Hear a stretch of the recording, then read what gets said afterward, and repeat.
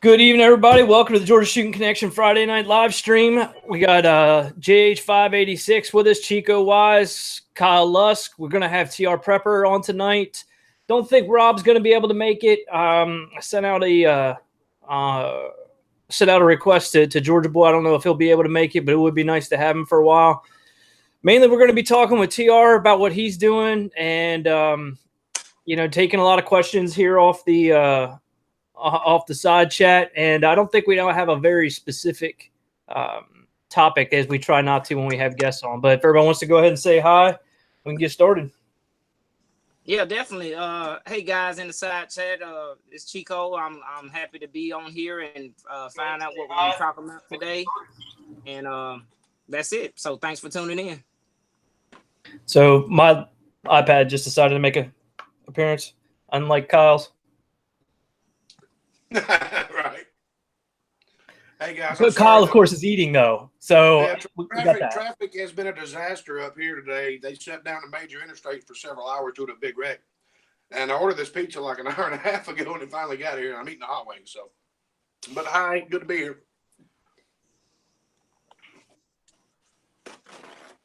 Happy Friday, everybody. Thanks for dropping by. Thanks for stopping in and sharing some time with us. And like I've told y'all before, it's become one of the highlights of our week. But I invited Country Boy Prepper, not TR Prepper, Nathan. Oh, sorry. But we haven't seen him yet. And I've sent him a link and I've sent him a couple of texts. So he I talked to him at 2:30 today, and he said he was looking forward to it. So maybe he'll be jumping in here in a little while, but I'll keep texting him and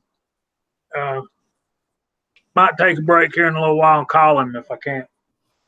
We don't catch up with him soon. But I was really looking forward to him being on with us tonight.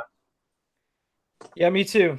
Fuzz brought up the elephant in the room, which is Loads of Bacon got I don't think he got flagged, Fuzz. I think what happened is they just pulled his video.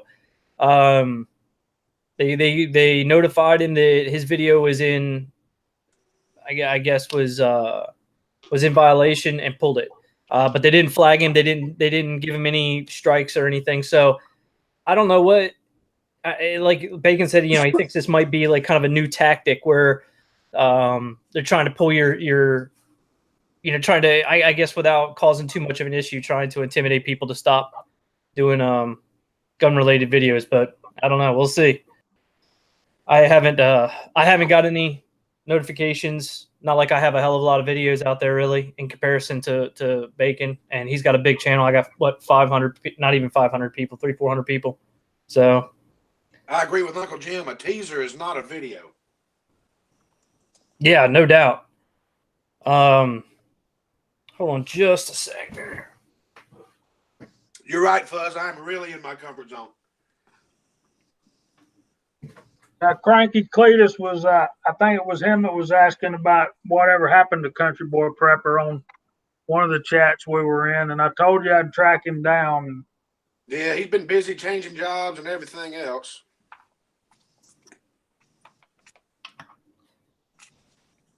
Oh boy! But yeah,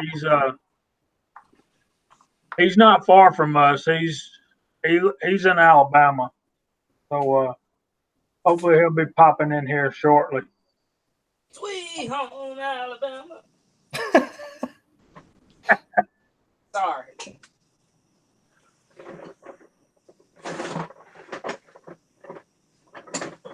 Well, it looks like I've of course scared up another fly, as always. I need to get this water in, annoying shit. Yeah, teaser video isn't really a video, is it? So that to me is kind of random, which tells me that maybe they're looking at videos at random and then just flagging everything they see. I see. Sorry, I'm having a little bit of issues here with my iPad. It's saying it's not connected to the internet, so I'm hoping that we're not froze. Well, Cletus, excuse me. Loads of Bacon said it didn't even have any links on it. Good grief. Speak of the devil, there he is. It's on. Yeah. All right, I'm back up and running.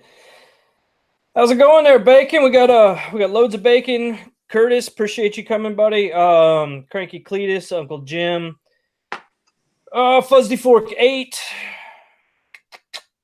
Thomas Pickering. Glad to see you, brother.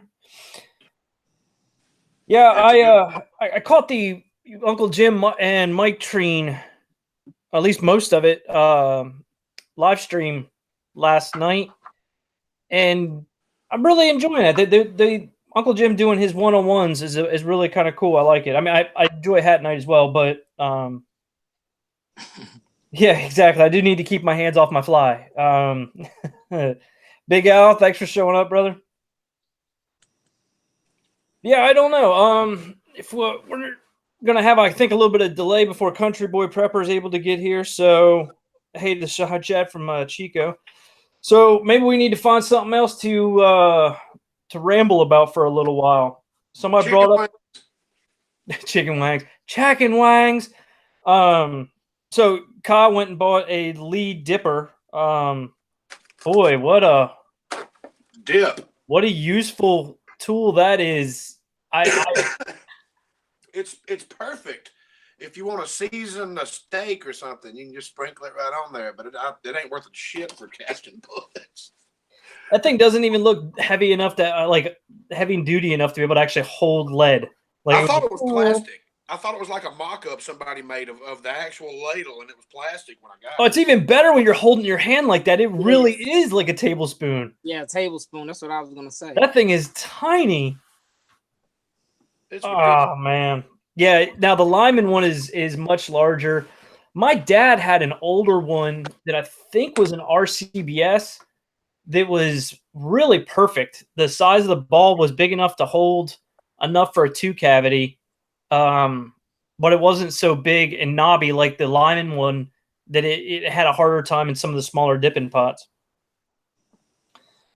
MCK out here, appreciate it. An ice cream dipper. I never thought to try that, Curtis. I assumed that it would work like just about anything else. You could get all kinds of fancy and drill a hole in it, maybe. I don't know. What I like using the dippers like the lime that have the spout on it because I can pressure feed the bullet, and I get good fill out when I have like certain bullets that are hard to fill out. I got 32 mold that can be a real bear, and dipping is an easier way to make it work well. I like putting that ladle spout right on the sprue, and it seems like it just sucks it down up in there, man. Yes, sir. It's the weight, I think, of the lead that's sitting on top helps push it down, and it does a pretty good job. And then you kind of twist and pull. It's the whole thing. I ladled for so many years. I got relatively good at it. But now, I mean, I don't think I've fired up my ladle pot in a long time. Well, that's how I started with the Lee Big Dipper and the Big Dipper pot. You had to scoop it out. And Curtis is talking about ice cream. Curtis, excuse me, William C. Chafin, let me know when football season is over with, and we'll line you up to have you back on. Figured out why Lee calls that pot the Big Dipper, because it sure does look like it next to this spoon. We're talking about Lyman's, Kyle. Oh, whatever. Yeah, I got the Lyman Mini Mag set is how I got started. It came with the 4500, the Lyman Mini Mag, and I think the dipper and some other stuff. So that 4500, that's a lubricizer? Yeah. Did it have a hot plate? No, sir. But I'm not gonna say I've never needed it. I use Molly Lube, and it doesn't seem to harden as much. I mean, it still gets kind of hard. And there's times when if it's cold, you know, it can be a little bit of a bear. You can actually deform a couple bullets, but all you need is a little hair dryer or something. So, and I know other guys that use just a steel plate and an iron. There's all kinds of different ways to do it, but of course, Kurt, we'd love to have you on. Absolutely, man. We were looking forward to it and didn't work out, but hey, man, Lord blesses us one more time. We'll get it up here. Hold on just a minute. The Fuzzy, the lead. I use a tablespoon for a lot of stuff. I've got like a tablespoon, a needle nose pliers, my hammer handle. I think like one other thing, a screwdriver, and it's like my toolkit that always sits next to me. But I don't. There's a lot of things that guys do now that I don't do. Like I don't heat my molds. I don't preheat them. I don't have a hot plate. I just kind of rock. I know like Taco tends to run 2 or 3 molds at once. I haven't had that issue where if I were to do that, I would have to put them on hot plates to keep them up. I do cast at a pretty fast pace, but not that fast. So. Okay, so when I got my pot and my dipper, they called it a Big Dipper kit, Lyman Big Dipper kit. I got this lube right here. Can y'all see that? Super Molly. That came in the kit, as well as Lyman Alox Bullet Lube, this stuff right here. And Orange Magic. Can y'all see that? I've heard of the Orange Magic. So I don't know what the difference between these are. I've never done anything except powder coat my bullet. But I'm going to do my Taco Apocalypse video over the weekend, Lord willing. And I'm going to use all 3 of these things. I'm going to melt them and pan lube my bullets. You're just going to melt them all together, or are you going to do them separately? Ain't decided yet. What I was thinking about doing is trying to take 1 tube of this stuff. And I don't know how much it weighs or anything like that, but I can scoop it out and weigh it on my scale, and then try to get an equal amount of like candle wax or honey wax, beeswax, and mix it half and half. What do you think? You think that'll work? Well, I've seen it done with bacon grease and beeswax. I would not mix them all together. I wouldn't do that. But you would mix them with candle wax, but not all 3 of them together. I would not mix that Super Molly with anything. Okay. I'd leave it itself. Now the rest of it, I think you can. I think the rest of it is basically some kind of Alox lube that you shouldn't have any issues with. Well, I'm going to read the directions. Curtis said that 50-50 Alox and beeswax is traditional NRA formula. Yep. So I got this Alox right here, and I've got some beeswax. But I paid so much for that beeswax. I hate to melt it down and use it for lube. I wouldn't, not unless you need it. Go ahead. It's funny, man, because back in the day before powder coating got real big, bullet lube was a funny deal because it seemed like everybody had their own formulas and this will work and this won't work and this does work and this is terrible. And I found that all of it pretty well works all right as long as your bullet fits good. I don't know. I use Super Molly for everything, and I still do. That's what I stick with, and that's what I use for everything.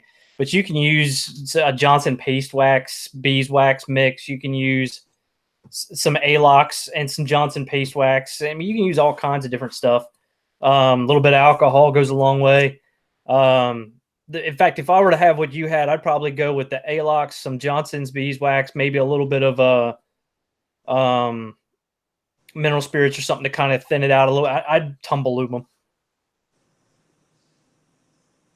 I you know what I mean? Because I know that works. I don't know. too many too many tricks to the trade, I guess, but none of it's for sure. Jamie, I found a great place to buy beeswax. Hobby Where? Lobby. That's where I bought it, Hobby Lobby. I got it was these little bitty pellets in a big bag, you know, about like this. And it was like $9. I think it was a 2-pound block. I think it was a 2-pound block, and it was like $6.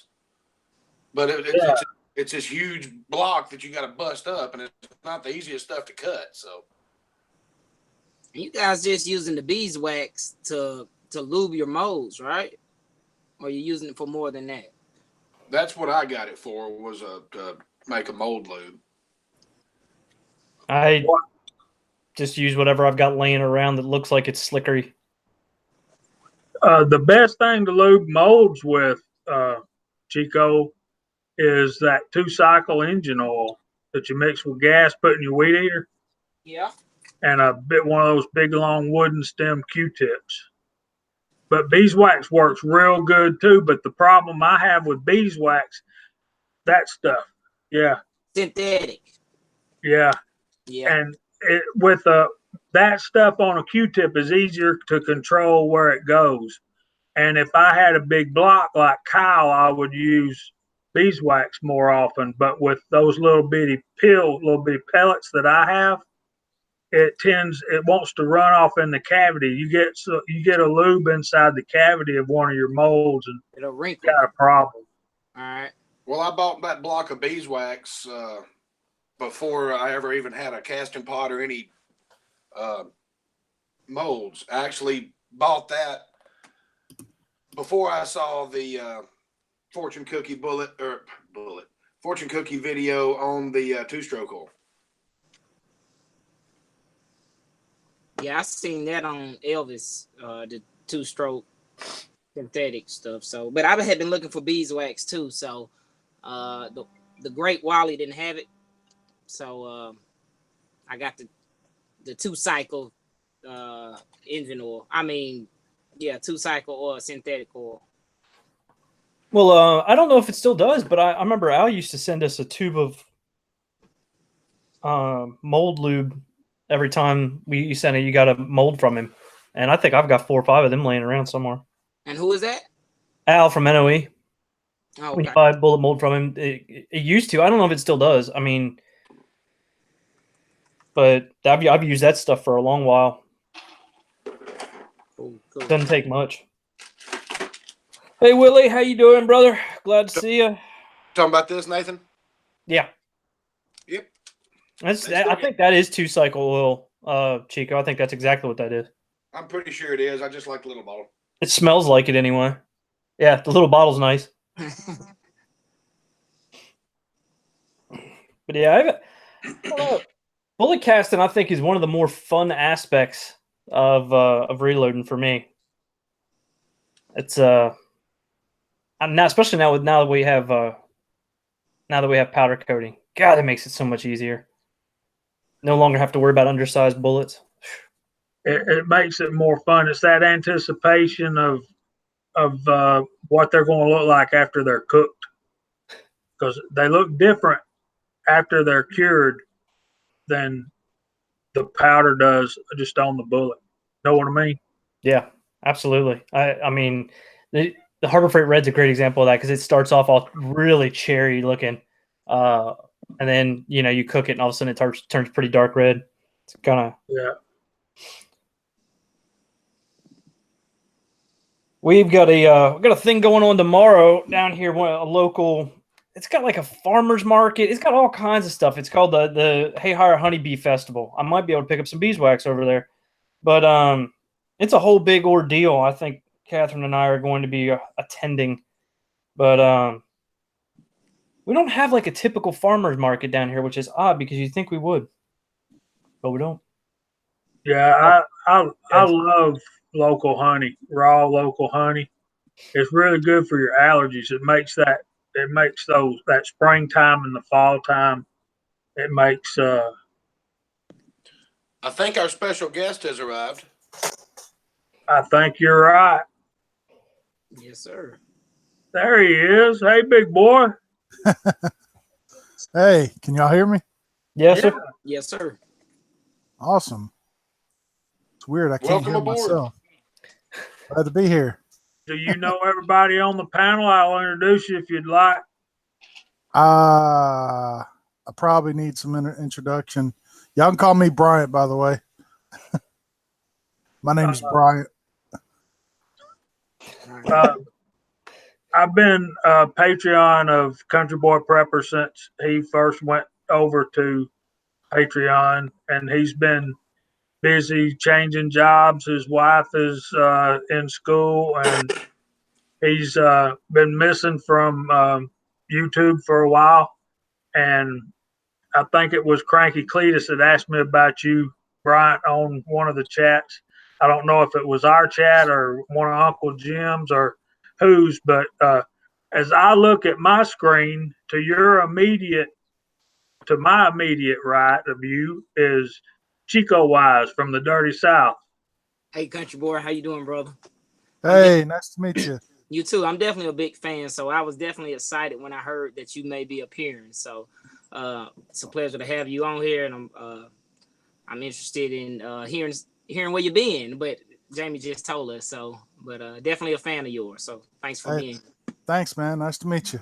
Yes, sir. You too. Next to him is good buddy from Cartersville, Mr. Kyle Lusk. Hey, Brian, how you doing, brother? I'm sorry, I'm not even in view. Everything Hey, Kyle. going your way? I've been man, doing great. for several years, and I'm really glad that you're here, brother. Glad to be here, man. And our host is the Reloading Press, Mr. Nathan. The hostess with the mostest. Not even at all. Not even close. I love how Kyle sometimes is just like the thing, or cousin. Cousin it, where where he just his hand out there. But Brian, glad you're on, brother. Nice to meet you. I've watched a lot of your videos and stuff like that, but I said I don't think we've run into each other too often out here in the past couple of years. But glad to have you on for sure. Yeah, great to be here, guys. Yeah, I've been away from YouTube for a while now. I haven't posted since, well, gosh, I don't know if I posted any this year. It's been a while. I may have posted something earlier in the year. I did post. I posted in, because I posted about my job, and I started that job in January, first week of January, actually. But, yeah.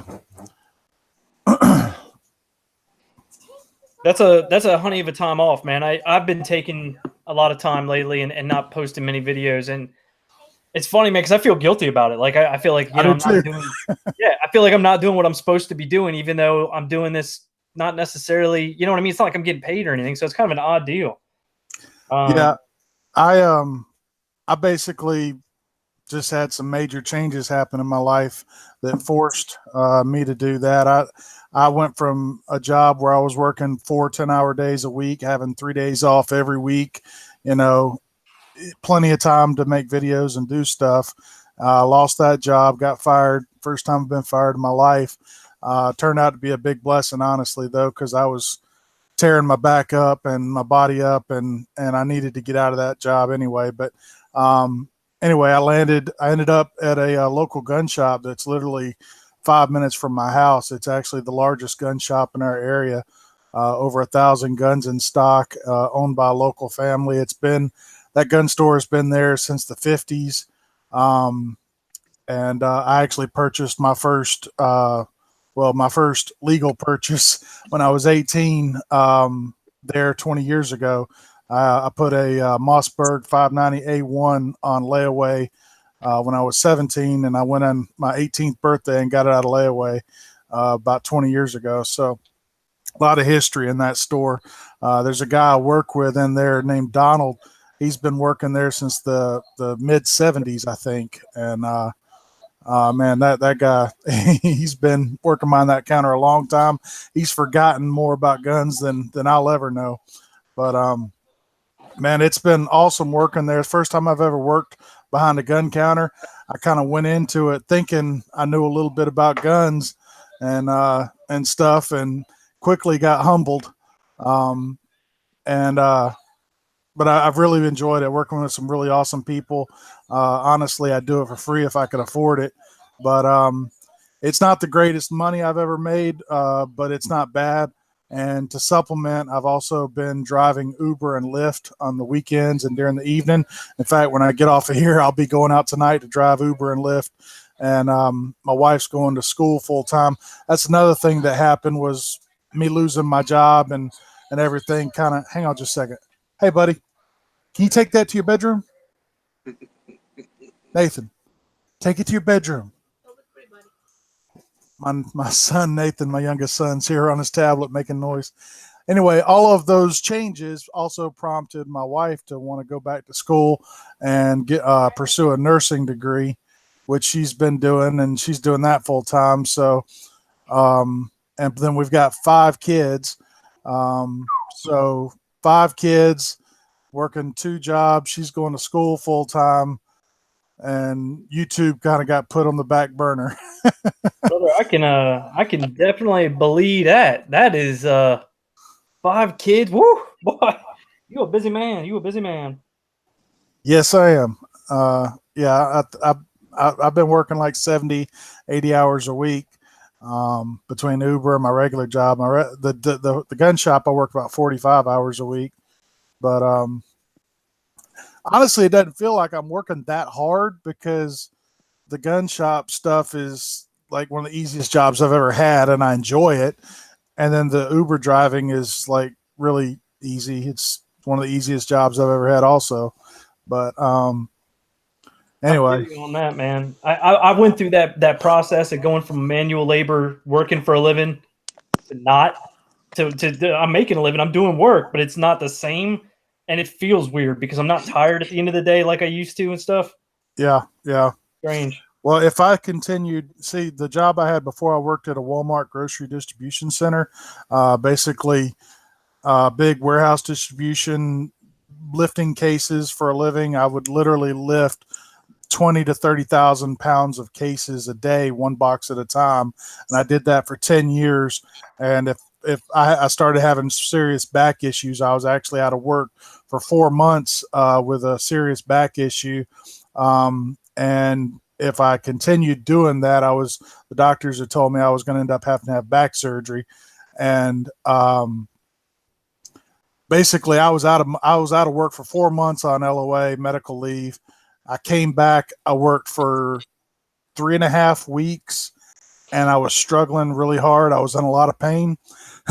And I called out one day because I was hurting, thinking that I had enough room on my matrix to take a lick, calling out sick. And come to find out I was wrong about that. Something that I thought had fallen off hadn't fallen off, so I got fired for attendance essentially. But it was because of that back issue. I wasn't going to work. I was hurting, and physically was struggling to make production. It's all production based. So yeah, it's good money, but it's a young man's game, and it's a hard way to make a living, and I needed to get out of it. It was a blessing in disguise. It's funny, man, because I don't know about funny, but it's ironic. I was working at a Lowe's distribution center, and I was doing what I was doing. Basically, I was doing input for a while, and then I went into maintenance, which is where I kind of belong. And I was doing maintenance there, and it was going along all right. I was getting paid okay, and the job wasn't terrible, but it wasn't good. Well, anyway, after about 2 years of being there, I started back smoking. This is the stupidest stuff I've ever heard in my life. We're walking up to the building. It's 10 minutes before you can clock in, and I'm sure Walmart's the same way, where you have to clock in on the dot. You can't do it early. And we were outside in this front patio area, and one of the guys I was working with was out there, and we stopped and we were shooting the shit. And I lit up a cigarette. Somebody came and said, "Hey, you can't smoke there," which you used to be able to, but I hadn't been smoking, so I didn't really pay attention. All right, no problem. Dudded it out, threw it away, fired me. And I'm like, man, I was so upset. But it turned out, just like you said, to be the biggest blessing, because that job was not going anywhere. You're not going to get, you know what I mean? If I hadn't what you want to do, and it's not going to get any better. And if I hadn't been fired, my wife would have never have been motivated to go back to school. I would have never have. It did prompt you. My wife is correcting me. Okay, well, she says she was already wanting to go back. Okay. Okay. Well, you wouldn't have gone back as soon as you did. My wife is correcting me. And I would not have ended up at Reynolds Outdoors either, obviously.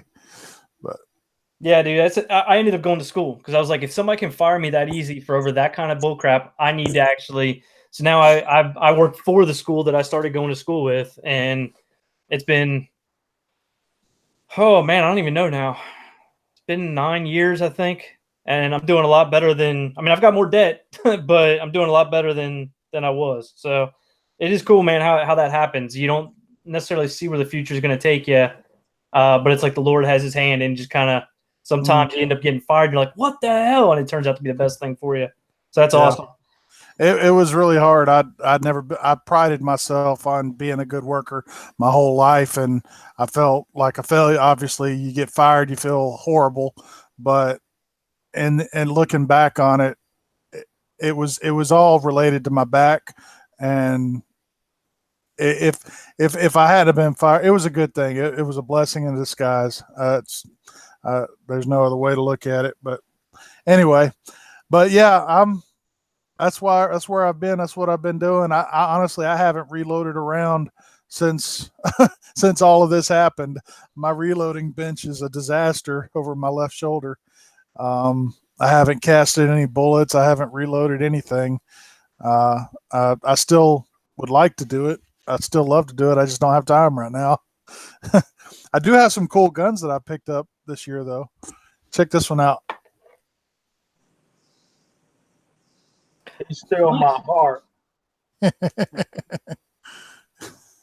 Where'd you get those grips? Are those factory grips? They are Smith & Wesson grips, but they're not the originals. They came on it. I don't know where they came from, but they came with the gun. It's a 586 no dash, 4-inch barrel, 357. First revolver like that I've ever owned. But I don't know. The gun store I work in, I've always been drawn more towards the tactical guns, the AR-15s and the Glocks and whatnot. And I still do love those guns. But the store that I work at is, honestly, some people would categorize it as kind of a FUD gun store. We have a lot of hunting stuff, hunting guns, revolvers. We have a huge selection of hunting rifles and shotguns. We have, maybe a dozen or so AR-15s, but that's not our main thing. The tactical stuff isn't really. So, but in working there and being exposed to more guns like this, I've gained a lot more of appreciation for guns like this. There was a time 10 years ago where I would not have thought anything about a gun like this. This thing's, I think it was made in 1985, best I can tell, but I freaking love that gun. I bought mine in not long after my baby girl was born. She was born in 88 in July, and I bought it around Christmas time at a gun show. So 85 to 88, 89, 85 to 90, I would guess. You bought it brand new? No, I bought it secondhand from the guy who ran the store. He had used it for a deer hunting weapon. Yeah, I want to try to kill a deer with this thing this year. Well, you need to load you up some good hot 357 mags and go for it. Yeah. Well, I've got some Spear Gold Dots that I've been carrying as self-defense ammo. I kind of want to see what they'll do on a deer, just out of curiosity. But I could load some up too. Yeah, I like Hornady XTPs for that. But these guys always get on me about not carrying anything that I've loaded because of legal reasons. But I don't know if do you have access to the chat? Can you see the chat going on? Brian? No, I don't currently have it. Well, what we have to do is like right now I'm on the Hangouts and on my laptop, and I've got YouTube playing the video on my phone. That way I can see the chat on my phone and still do this on my laptop. Okay, I just clicked on a blue icon chat button on the top left corner, and it opened up a group chat window on the right. Yeah, but that's just for us. Oh, okay. So Don't there's open people. the curtain with Mr. Wizard. Pay no So- attention to the man behind the curtain. Is there people watching us live right now? Yeah, we've got 18 right now. Okay, cool. Yeah, Yeah, I love that 158 grain XTP, Curtis. So whose channel is this streaming on? mine. So the reloading press. Okay, let me see if I can find you. And make sure you turn your volume down on your phone because there's a delay Right. and you'll get all kind of weirdness going on. But the reason I was asking, your channel name's Country Boy Prepper, and just a little bit ago, Nathan's wife, fiance, girlfriend. That'll work. Let's go with Main Squeeze. How about that? There you go. Term from the 70s. She came in and said, "Hola," and he's like, "Hello, darling," and that started a chain of Conway Twitty references and jokes. And seeing as how your name's Country Boy Prepper, I know you know Conway Twitty. Uh-oh. You don't know Conway Twitty? Are you kidding me? I'm gonna be sending you links as soon as this chat's over. Who's Conway Twitty? Chico, you know Conway Twitty, don't you? No, I don't. So I'm in the same. Really? How's that possible? How do people not know who Conway Twitty is? Kyle, do you know who Conway Twitty is? It's been a long time. Been a But long you're just as lovely as you've ever been. Used to be. There's a few folks in the side chat that know. So I'm reading the comments there. What's that, darling? How am I doing? Guess I'm doing all right. Yeah, I think he knows a little bit about Conway Twitty. He sang with Loretta Lynn. Y'all remember back when the country music duets were big back in the late 70s? Yep. You had Kenny Rogers and Dolly Parton. No, before that, George Jones and Tammy Wynette, Conway and Loretta. Oh, the islands weren't in the stream yet? Yeah, Conway Twitty. You know what I say is really cool about Conway Twitty? It's what I've always kind of appreciated. He was a man with a bunch of style, and he was a relatively homely dude. So, Yeah. I mean, yeah, the pompadour hair and the sparkling jacket and the whole 9 yards, and the mug only a mother could love. And still had the girls just swooning over him. And a voice like silk. I'm telling you what, man. And he started Willie Bullet Man knows who Conway Twitty. Yeah, I see that. Yeah, man. I don't know, but we gotta have some music appreciation classes. What decade was Conway Twitty popular? Well, he started in the late 50s in rock and roll, and then kind of morphed into country. A lot like Waylon did. I was born in 81, so Hey, that's a good year. I was born in 81, man. So there you go. definitely before my time. When they said the 70s, I was like,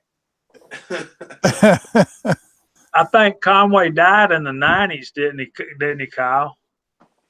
I believe so. I'm not sure on the exact year. Late 90s, early 2000s. I'm gonna definitely once again, like Waylon, I think he died about the same time Waylon did. And my phone's turned off. I'd look. Waylon Jennings. I know a little bit about Waylon Jennings now. Pretty much so the same career path. Only Waylon started with Buddy Holly, and Conway didn't start with. Really, kind of started out by himself. but Conway was much cleaner cut than. Oh yeah. Well, Waylon was rough, man. yeah. Well, I mean, one was like, one was a rhinestone cowboy, and the other one was more of the outlaw, but pretty much so still. I mean, it's very similar time periods anyway. As far as their lifetime, yeah, I would agree with that. Yeah. What's up, Bacon? Yeah, loads of bacon's on tonight. So Country Boy, now you've been off, so you're probably not hearing a lot of what's going on here. Loads of Bacon had a video pulled today, and it wasn't even a video; it was a clip of a video that was on another. So it was a teaser video for another video on another hosting site, and they pulled it because of content that had nothing in it. So I think they're getting a little bit more active with their no reloading, at least. I don't know how far that's going to go. See, that's another thing that was really, it kind of happened along the same time, like around the first of the year.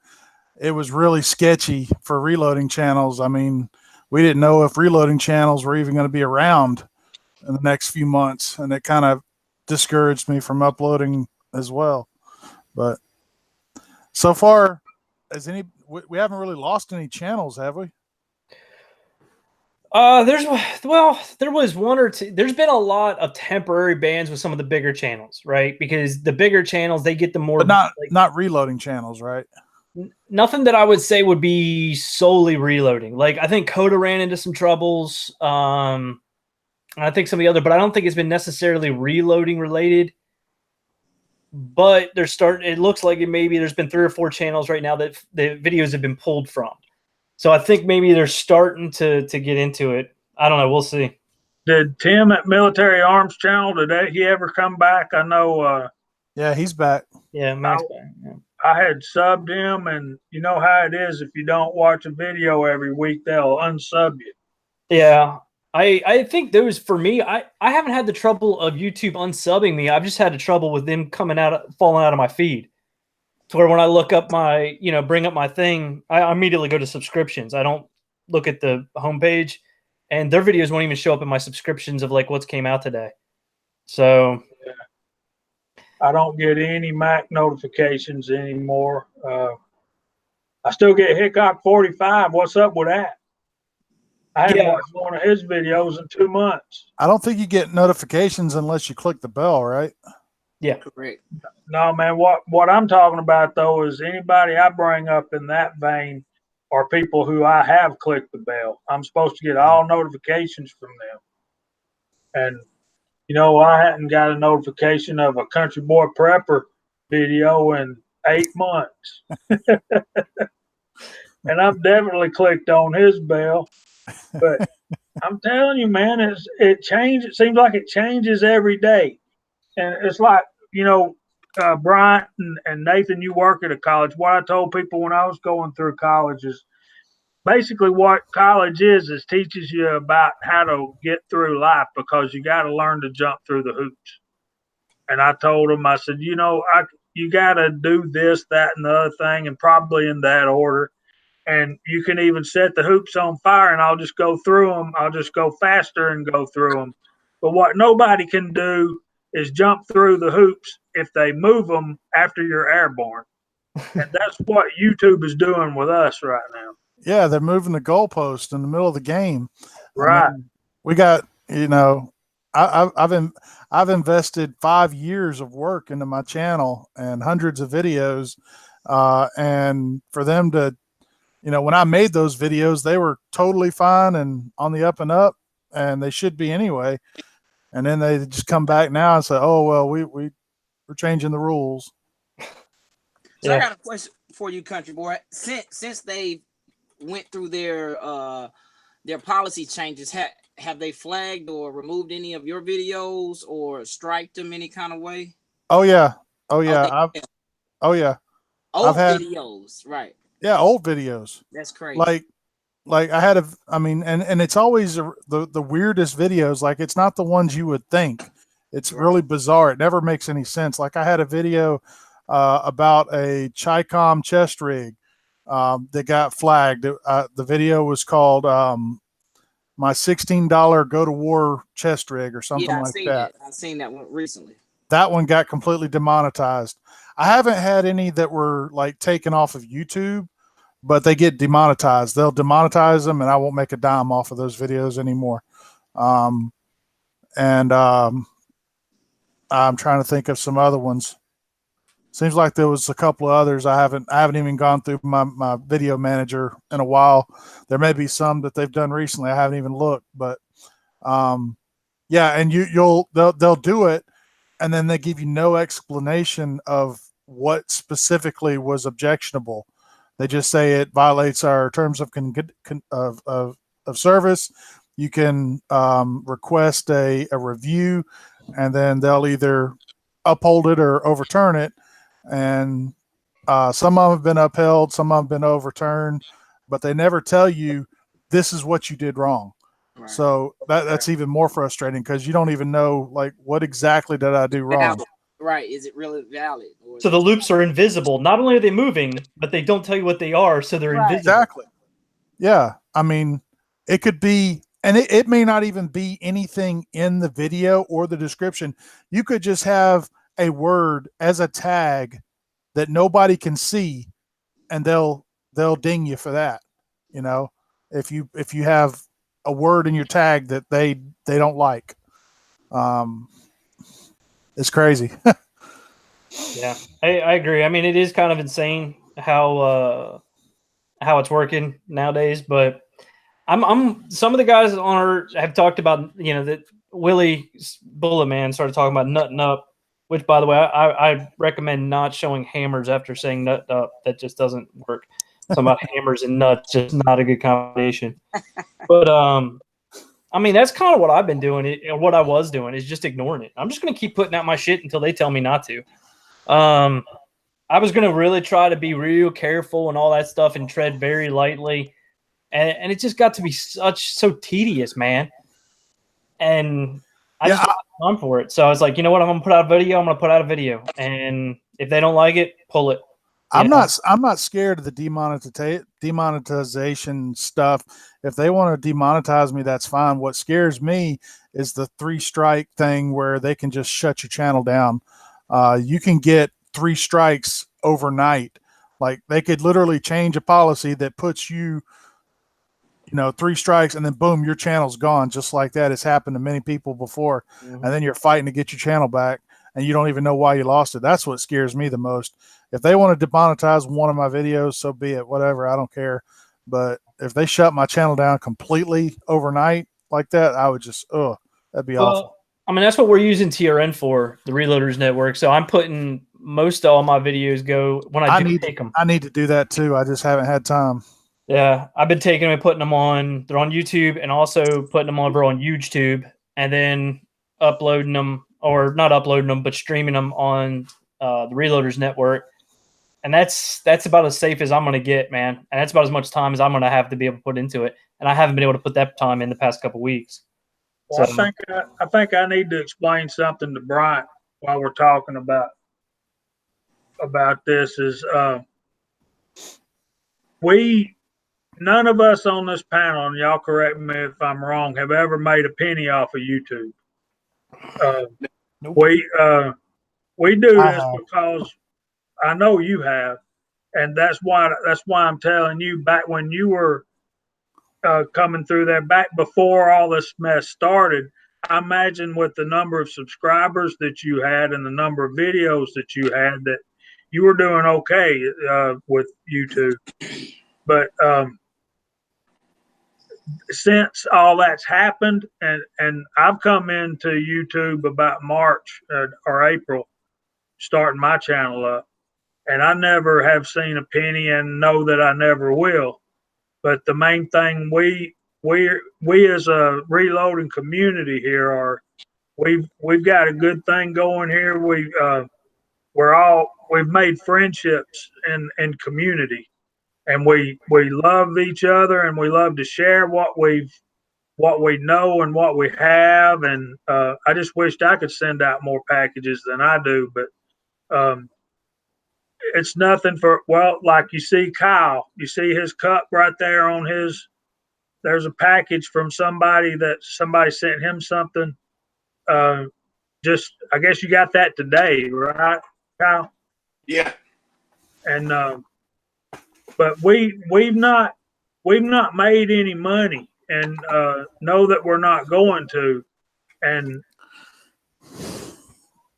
I've never even looked at it as a way to make yeah, money. That's awesome. The play yeah. button. Well, we're proud that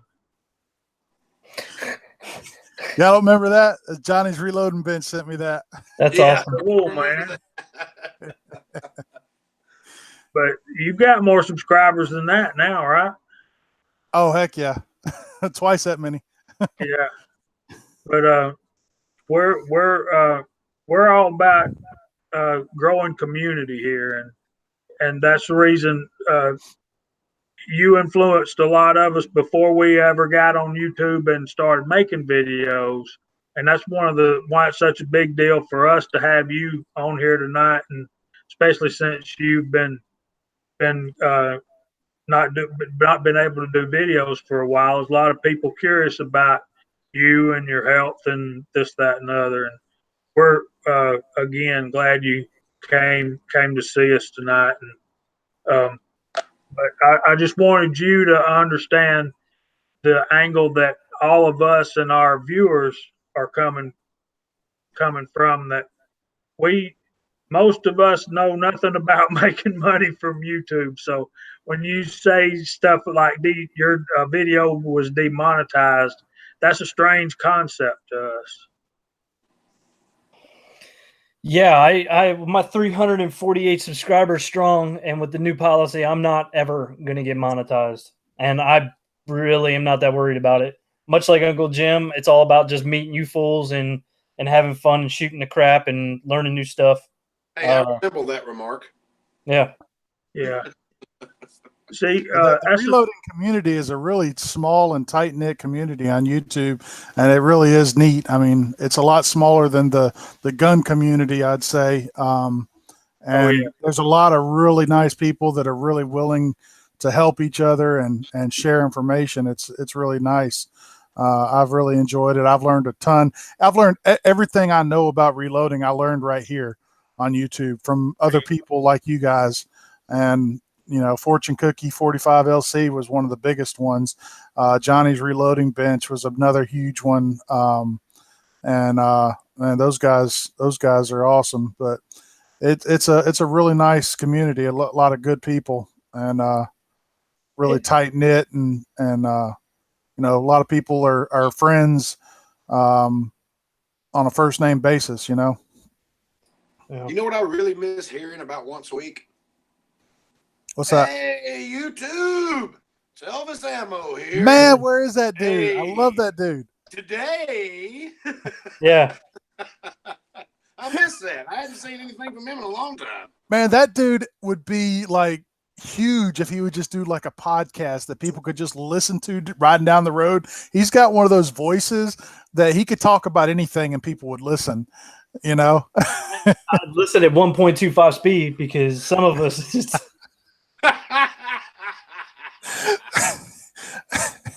Man, I love Elvis, but boy, I'm glad they have that ability on YouTube. Speed that up just a touch. I'm telling you, that video that he did during the eclipse, that was amazing to me. that was. What do we have here now? Hey, YouTube, tonight what? I tell you, the one of his videos that got me was he was doing a 357 Magnum load series. And Brian, I bet you remember this. He had a Ruger, I think it was a GP 100. Is that right? Yep. And he was running a cast bullet almost 1,700 feet per second.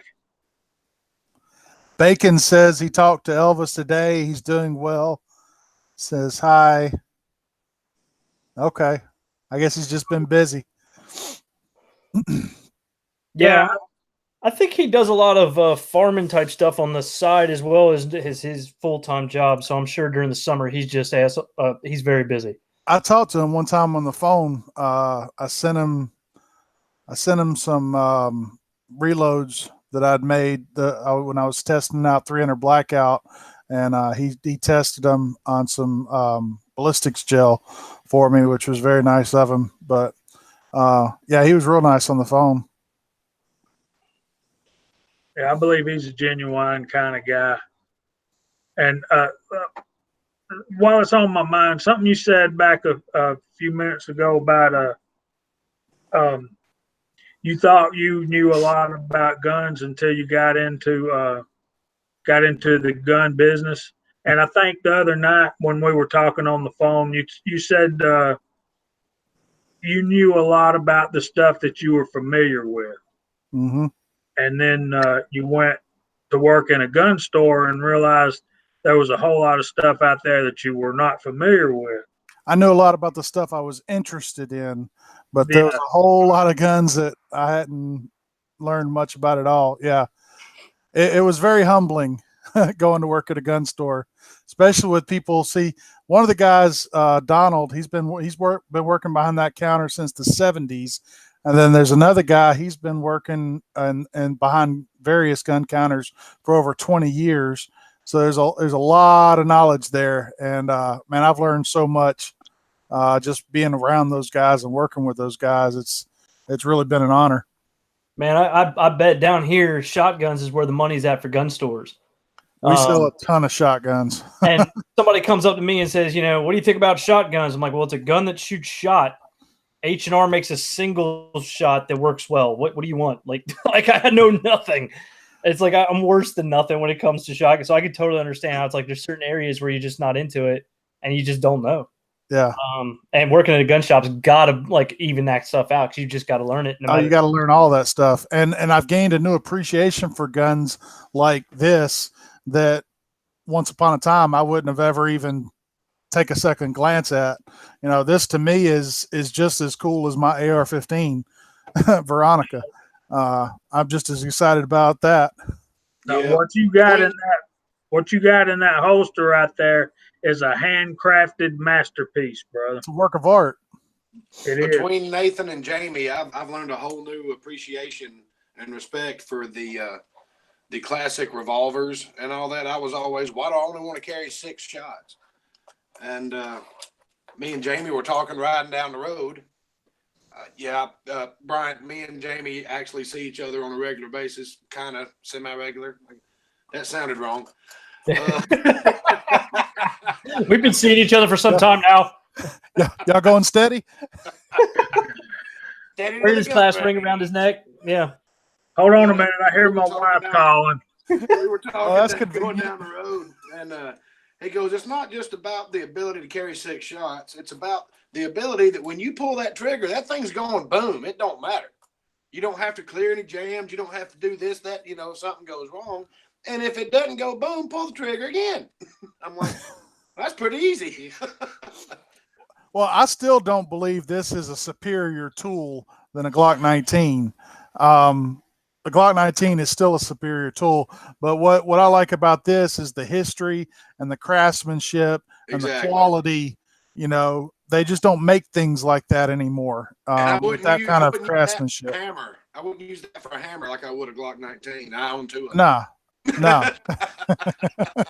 That is funny, man, because one of the things that I always thought was really interesting about firearms was that each one can serve a different purpose for a different person, right? Like a Glock is a superior tool for a person who's comfortable using one in the way in which they're supposed to be used. You know what I mean? But it's like if I'm target shooting off of a rest at 50 yards or whatever, I'm not picking that up. That's not the superior tool. Or if you're somebody that isn't that familiar and doesn't really like semi-autos, then the revolver. It's amazing how there can be all these different guns to fit all these different niche needs from one person to the next, and then we can reload and we can really complicate the whole mess. Yeah, it's like Burt Reynolds said in Smokey and the Bandit, how smart or stupid you are depends on what part of the United States you're standing in at the time. Yes, sir. It's all relative. It's all relative, brother. He sure did have a lot of friends, didn't he, Daddy? Wish they'd have cremated us. Yes, sir. There's something I got to set straight. for all you guys in other parts of the country, and excuse me, but when a Southern man says "some bitch," he's not mad. That is a term of endearment. If he enunciates each syllable distinctly, you need to run because he's fixing to shoot you. But if he says "some bitch," If it's 2 words, you're okay. If it's 3, you're in trouble. No, if it's 4, you're in real big trouble. you need to run. He's fixing to shoot you. He's talking bad about your mother at that point. Two Darren, you say syllables something. is a term of endearment. So, Brian, what started you reloading? What gun did you decide to start reloading for? Let's see. I guess the first caliber I reloaded was 9mm. I believe it was 9mm. I pretty much did 9mm and 223 almost simultaneously. I was inspired by Fortune Cookie and the whole casting thing. When I jumped into it, I didn't jump into, like most people would advise people to, get your feet wet reloading before you jump into casting. Well, I jumped into casting and reloading all at the same time, powder coating, everything. I basically wanted to do what Fortune Cookie 45 was doing. And so I started out 9 and 223 was the first ones I did. And then we got into cowboy action shooting and I started doing 357. And then I got a 300 blackout SBR suppressor, and I started doing subsonic 300 blackout and doing powder coated bullets for that. And yeah, I was collecting brass for years before I ever even started reloading, with the intention to reload one day. And I've made a video about this. One day I got to looking at all the 5-gallon buckets of brass in my carport. I mean, I had like 10 plus buckets of brass, and I was like, you know what, I can sell this brass to get all the equipment I need. And I literally paid and funded my entire reloading hobby. Was self-funded. I did it all with selling brass and lead. I never spent a dime on it. Everything I paid for it that way. So, but I want to get a Dillon. What kind of Dillon you got there? I see a blue press, Chico. It's a 650. Nice. I want one of those.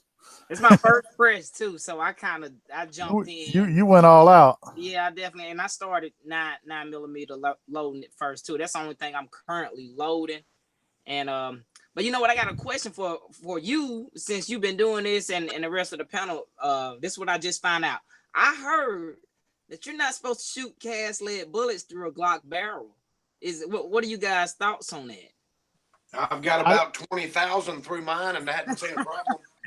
I've heard that. I'm like, huh? You're not supposed to shoot cast bullets, but powder coated bullets are totally fine. Right, because the octagonal barrel, yeah, the rifling and all. But I've got an aftermarket barrel that I bought, for that purpose, and then I realized that if I shot powder coated bullets, they functioned essentially like plated bullets. Right. Okay. And I ain't never had an issue. I heard that and I was like, oh man, I've been doing this wrong. I've been shooting these powder coated bullets through my 19.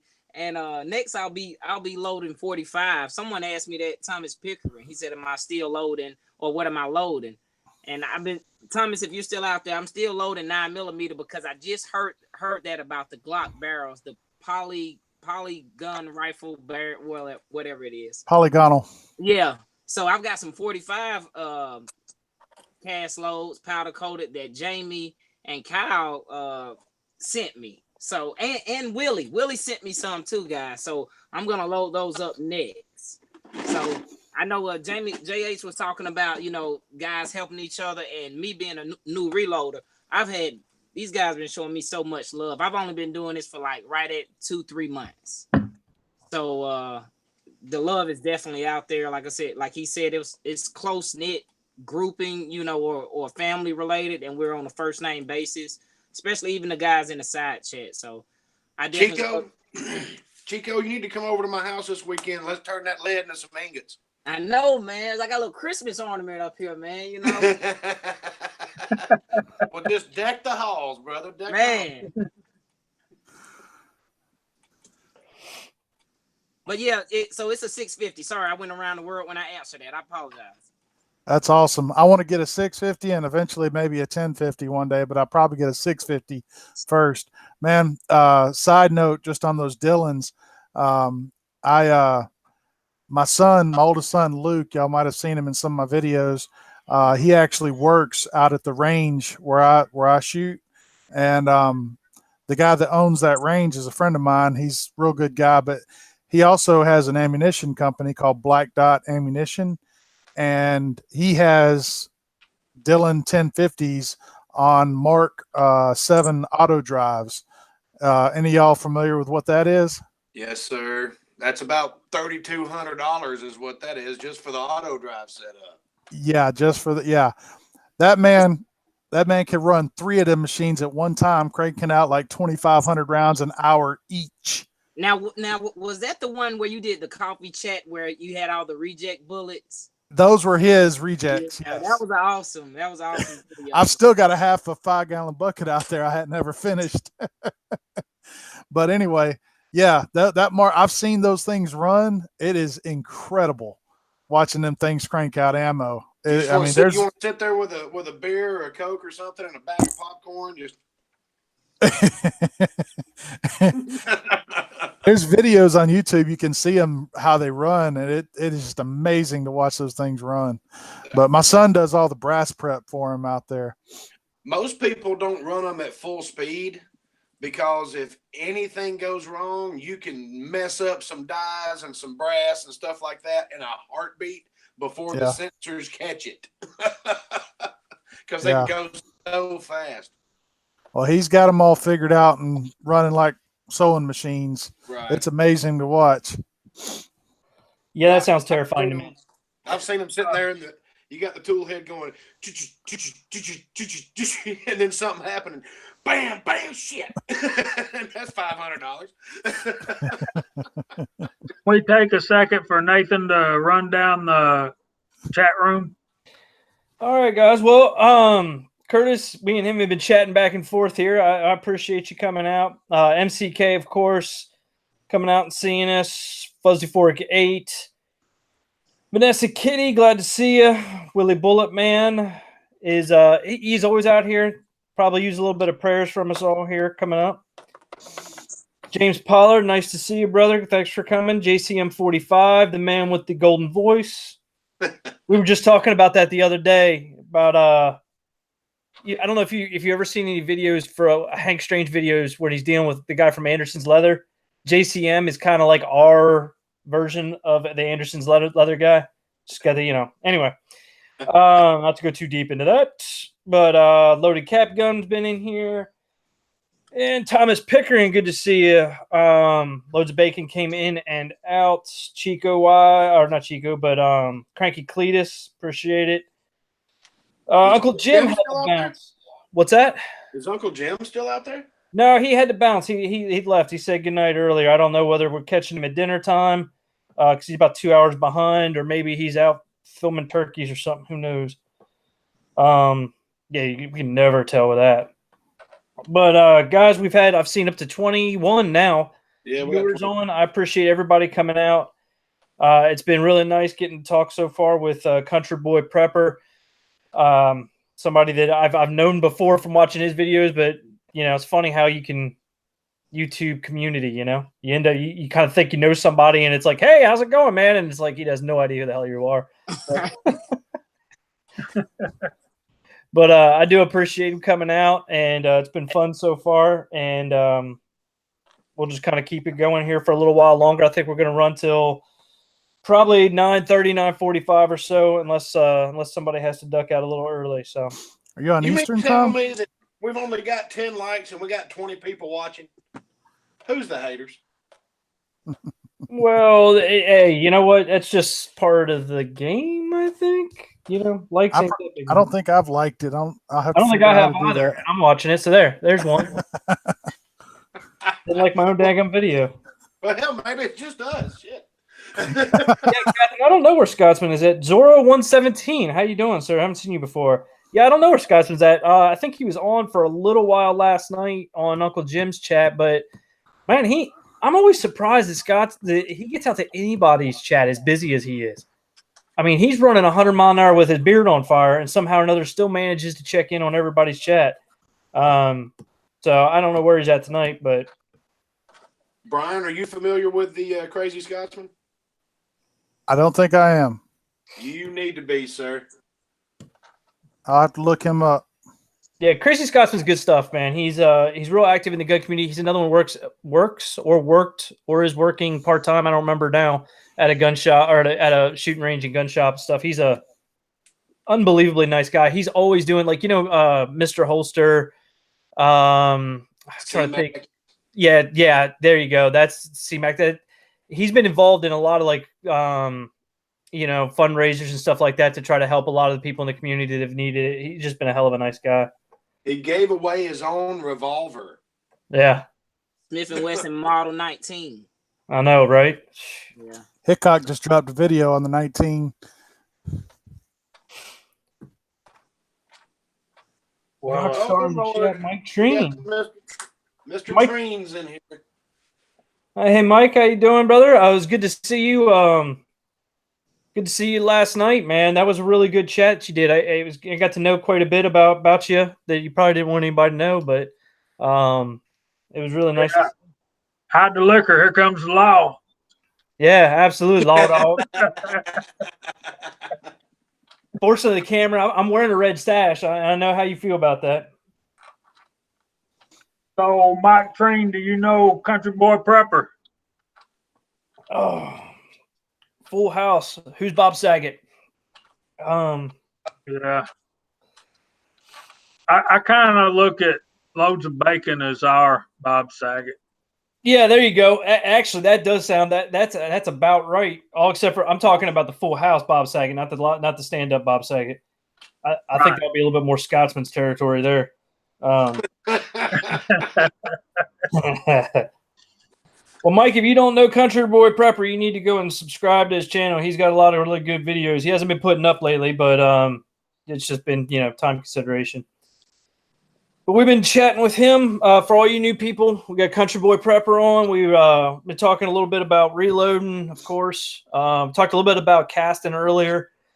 And, of course, having the old Chico that's been reloading for 5 minutes, talking to people, people like Country Boy that have been doing it for years. So I've been reloading a couple of years, I guess. So I got a question. Hopefully it ain't been asked by anyone on our panel yet. So what got you into reloading? If for certain people is they like me, for instance, I enjoy shooting. Every time I go to the range, I would never have enough ammo or I'd run out of ammo too quick. Right. So I was like, maybe I should reload, so I started researching it like maybe 2 years before I even bought this press and acquiring, items, brass and stuff like that. So I was curious if you're available to if you're able to answer that question, what got you into reloading? Is that directed at me? Yes, sir. I'm sorry. That's for prepper.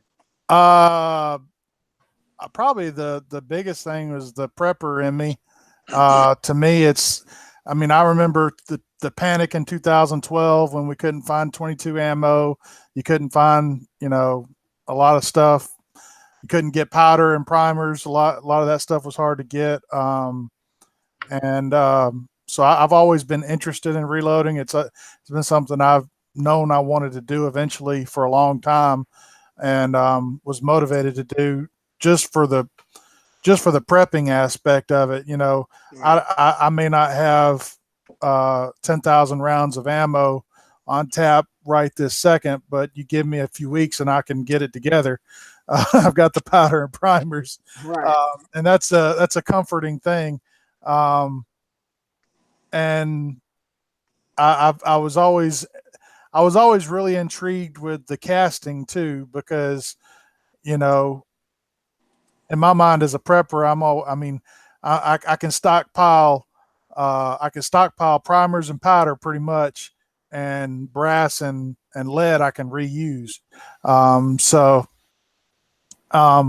obviously I like to shoot, love to shoot, and always wanting to shoot, but always wanting to stockpile ammo. And there's always that conflict going on, you know, and, and then I just started researching it, and I started watching videos by Fortune Cookie and Johnny's Reloading Bench and other channels, and just was really interested by it. It was always very interesting to me. But to me, the biggest thing, it wasn't a money saving thing.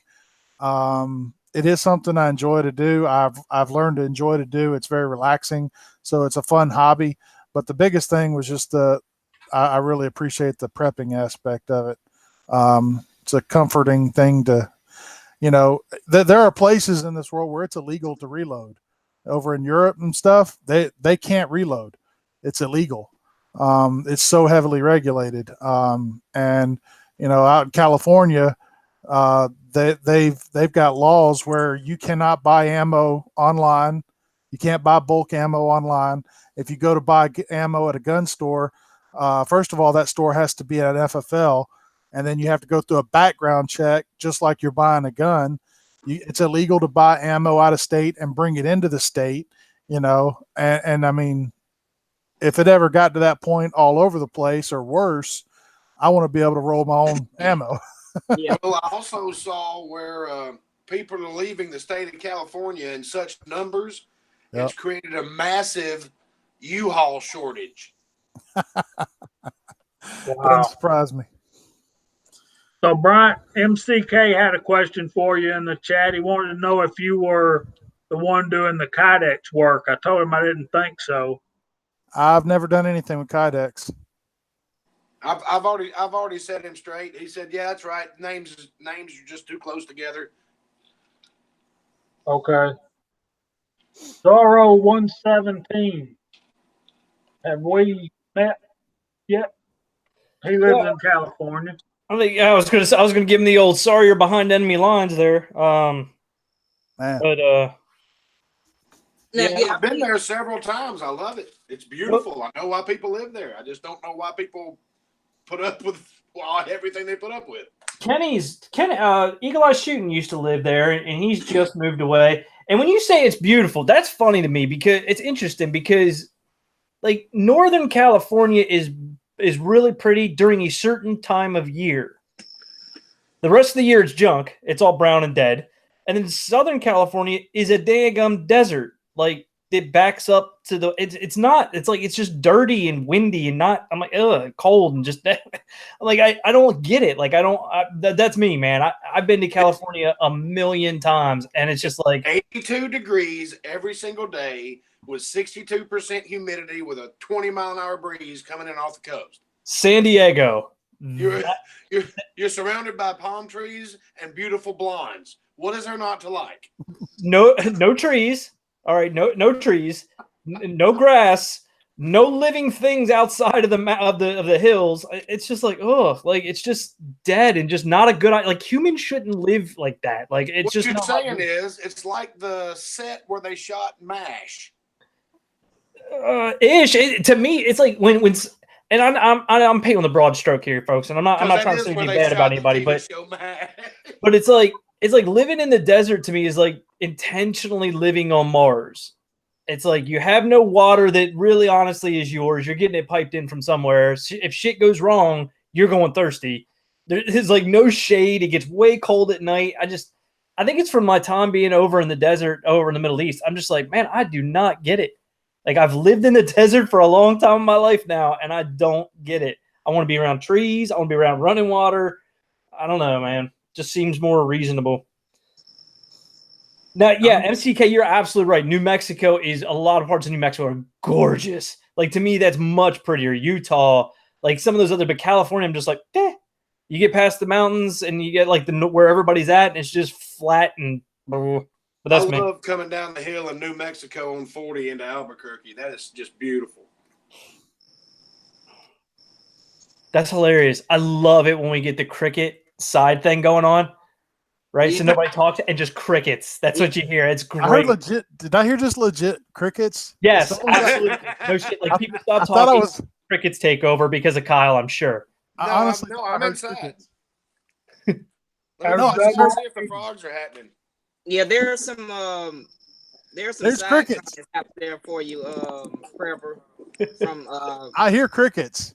oh, that's me. That's probably me. Let me go check. I hear them when you're talking. Yeah, it is you. It comes in Chico. my garage. Hey, buddy. You want to say hey? Come here. I'm talking to the people on the internet. Hey, little guy. Yeah. This is Nathan, Hey, Nathan. my youngest. Nathan. Hey, Nathan. Hey. How are you, buddy? I said, how are you?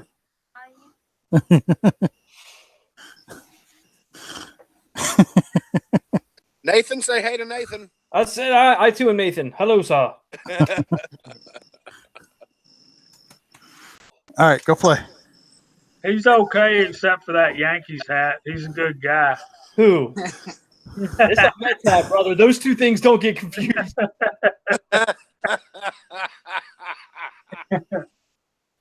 It was funny. Somebody reposted something on Facebook today, and I see this get gone through every once in a while, and it's a picture of my high school with a couple guys sitting out front holding shotguns, and it's from like 72 to 73, somewhere in there. They called in somebody called in a shooting threat, or like was going to go, called in, said they were going to come shoot up the high school. And all the guys from the high school and the teachers and shit went in their cars and got out guns and went and sat around the high school. And it was like, it was funny because, I mean, it's passed around a lot. And was just If we could get back to that, we would end all this nonsense. oh, absolutely. I bet school didn't get shot up. But what's funny is, like, when you live down here and you're like, oh no, I Delaware, people are like, oh, damn Yankee. I'm like, wait a minute. Like, you don't know the area I'm from, do you? And it's like that happened about a year before a fella ended up. There was a dude that his son got jumped. Some kids beat up his son, and they came into the lunchroom, and that dude was standing behind a door with a baseball bat. I mean, it was a rough town, dude. Stuff did not always go well. Yeah, MCK was talking about New Mexico. Man, I used to love. I don't remember which base we used to land in New Mexico, but we would drive up to Roswell and stuff, and I just love driving through there. Just so nice.